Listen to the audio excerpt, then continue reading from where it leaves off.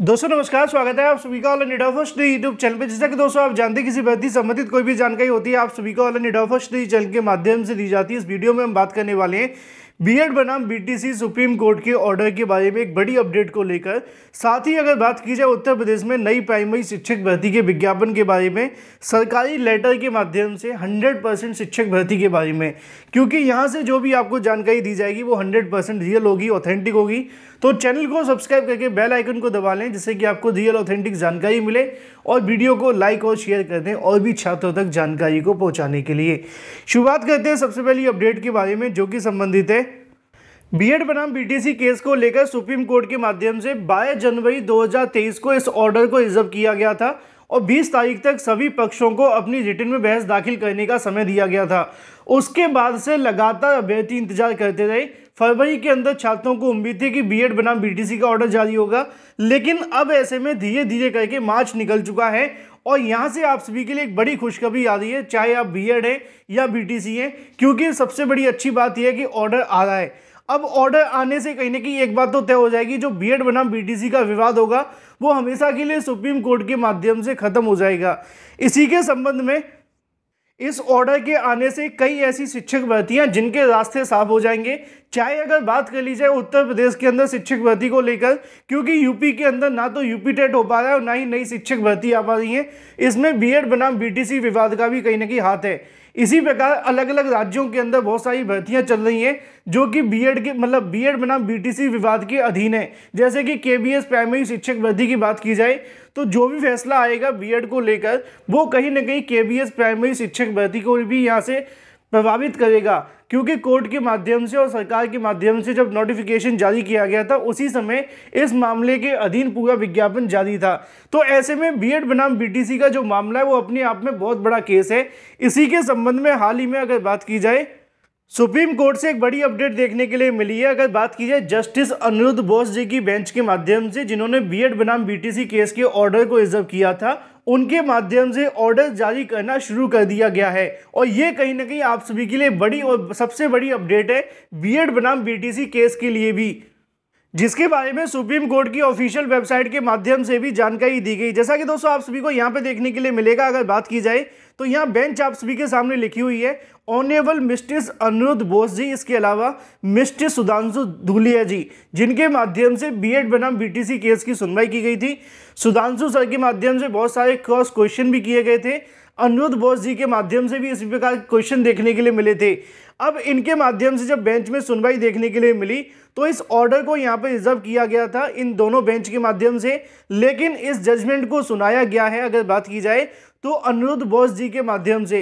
तो यहाँ पे अगर बात की जाए अनिरुद्ध बोस जी की तरफ से 23 मार्च 2023 की तारीख में एक ऑर्डर यहाँ से सुना दिया गया है, जिसकी जानकारी आप सभी के सामने देखने के लिए मिल जाएगी।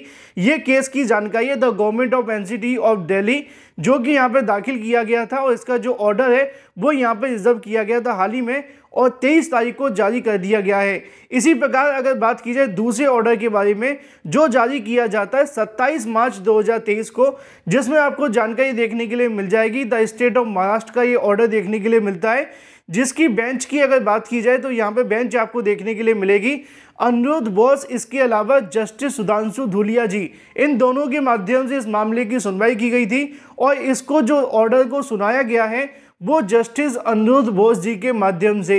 मतलब अगर बात की जाए तो कोर्ट की तरफ से हाल ही में दो बड़े जजमेंट सुनाए गए हैं जो कि हाल ही में उनके माध्यम से रिजर्व किए गए थे। तो ये संकेत आप सभी को देता है कि अब धीरे धीरे अनिरुद्ध बोस जी के माध्यम से जितने भी ऑर्डर रिजर्व किए गए उनको सुनाना शुरू कर दिया गया है और उसी कतार में लगा हुआ है बीएड बनाम बीटीसी का केस। तो इस बात को कहने में कोई दो राय नहीं है कि बीएड बनाम बीटीसी वाले छात्रों के लिए पहली तो बड़ी खुशखबरी है कि ऑर्डर जल्द आने वाला है, और दूसरी सबसे बड़ी बात यह है कि ऑर्डर जारी होने शुरू हो चुके हैं। तो अब अगला नंबर बीएड बनाम बीटीसी को लेकर भी हो सकता है। ऑर्डर कब तक जारी होगा आपको पहले बताया गया है कि 15 अप्रैल से पहले ऑर्डर जारी कर दिया जाएगा। 7 तारीख से लेकर 15 के बीच में ऑर्डर आने की बहुत ज़्यादा संभावना है। बाकी जो अंतिम तारीख होगी वो सिर्फ कोर्ट के पास है। जैसे ही कोई अगली अपडेट निकलेगी सबसे पहले दी जाएगी। ऑथेंटिक जानकारी के लिए चैनल को सब्सक्राइब करके बेल आइकन को दबा लें। बात कर लेते हैं अपनी अगली अपडेट के बारे में, जो कि संबंधित है उत्तर प्रदेश में नई प्राइमरी शिक्षक भर्ती के विज्ञापन के बारे में। जैसा कि दोस्तों आप जानते हैं कि नई प्राइमरी शिक्षक भर्ती के विज्ञापन को लेकर ही मामला कोर्ट में गया हुआ है और कोर्ट के अंदर सरकार एक बार फिर से फंस गई है। जैसा कि आप जानते हैं कि सरकार हमेशा कहीं ना कहीं छात्र शिक्षक अनुपात को बराबर करने का दावा करती है।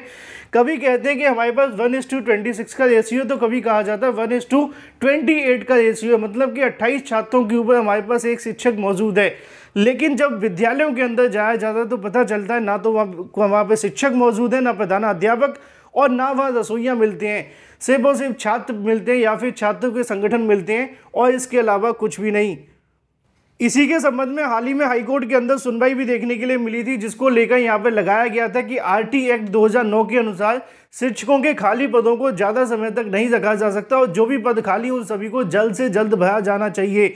जिसके संबंध में हाईकोर्ट के माध्यम से सरकार से 3 हफ्ते में जवाब दाखिल करने को लेकर और 1 हफ्ते का समय दिया गया था छात्रों को काउंटर एफिडेविट का रिजॉइंडर फाइल करने के लिए। इसी के संबंध में सरकारी लेटर जारी होता है, जिसके बाद से सरकार कहीं ना कहीं चारों खाने चित होने वाली है कोर्ट के अंदर, क्योंकि सरकार ने दावा किया है कोर्ट के अंदर कि हमारे पास छात्र शिक्षक अनुपात पूरा है, जिसके चलते हम शिक्षक भर्ती का विज्ञापन नहीं निकाल रहे हैं। लेकिन ऐसे में अगर बात की जाए, महानिदेशक स्कूली शिक्षा के माध्यम से 27 मार्च 2023 को जारी एक नोटिस के अंदर उन्होंने जानकारी दी है और ये नोटिस पूरे तरीके से ऑफिशियल है। छात्रों के माध्यम से अपने रिजॉइंडर के अंदर इसको भी शामिल किया जा रहा है महानिदेशक स्कूली शिक्षा के माध्यम से दिए गए आदेश में, जिसमें उन्होंने जानकारी दी है कि प्रदेश के अंदर 26,722 ऐसे विद्यालय जहां पे शून्य शिक्षक हैं, मतलब कि वर्तमान में उन विद्यालयों के अंदर एक भी शिक्षक मौजूद नहीं है। और अगर बात की जाए परिषदीय प्राथमिक विद्यालयों की तो सिर्फ और सिर्फ उनकी संख्या 3,109 है, मतलब 27,000 तो ऐसे विद्यालय जिनके अंदर एक भी शिक्षक मौजूद नहीं है।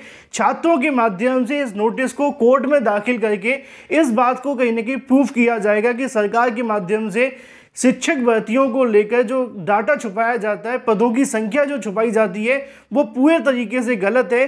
प्राइमरी शिक्षक भर्ती के लाखों शिक्षकों के पद खाली पड़े हुए, बावजूद इसके सरकार भर्ती का विज्ञापन जारी नहीं कर रही है।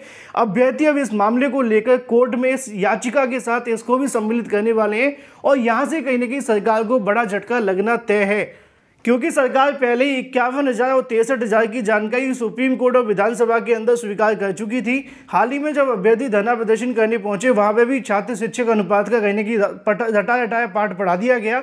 लेकिन उसके बाद एक नया नोटिस जारी करते हुए खुद से उन्होंने बता दिया कि 27,000 ऐसे विद्यालय जहाँ पे शून्य शिक्षक हैं, तो पढ़ाई तो क्या ही होती होगी।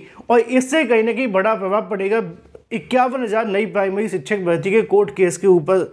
बात कर लेते हैं अपनी अगली अपडेट के बारे में, जो कि संबंधित है वीडियो री एग्जाम के बारे में। वीडियो री एग्जाम को लेकर बहुत सारी अपडेट आप सभी के सामने आ रही है, लेकिन जो ऑथेंटिक है वही आप सभी को दी जाती है। मैंने हाल ही में इसको लेकर एक वीडियो बनाया था, उसमें आप सभी को बताया था कि वीडियो री एग्जाम की अगर आप तैयारी कर रहे हैं तो अपनी तैयारी और तेज कर दें। जल्द आप सभी की जो परीक्षा है वो होने वाली है। आयोग के माध्यम से 2 एजेंसियों को लेकर यहाँ से जो विचार है वो किया जा रहा है। जल्दी यहाँ से आगे की जो औपचारिकताएं वो की जाएंगी और उसके बाद में आपकी परीक्षा की तारीखें घोषित होंगी। अभी तक आयोग जो परीक्षा कराने की तैयारी कर रहा है वो 1 जून से लेकर 20 जून के बीच में है, मतलब इसी बीच आप सभी की परीक्षा हो जाएगी। तो इस बात को हम कह सकते हैं कि फर्स्ट वीक ऑफ जून के अंदर आपकी परीक्षा होने की बहुत ज़्यादा संभावना है, अगर सब कुछ ठीक रहता है तो आप लोग अपनी तैयारी करते रहें। आयोग ने अपनी तैयारी शुरू कर दी है। फिलहाल इस वीडियो के माध्यम से इतना ही। Thank you for watching this video.